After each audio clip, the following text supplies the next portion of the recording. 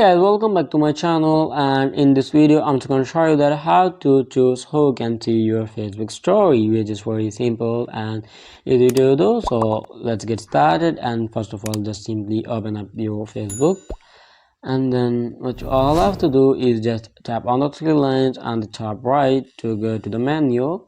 Once you reach the menu, just simply tap on this gear near the search icon.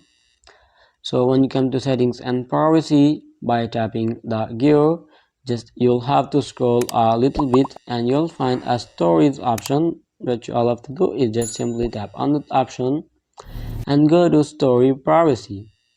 So from here you can choose who can see your Facebook story. You can set it to public and tap on save to continue, and you can also set it to custom and you can set it to friends.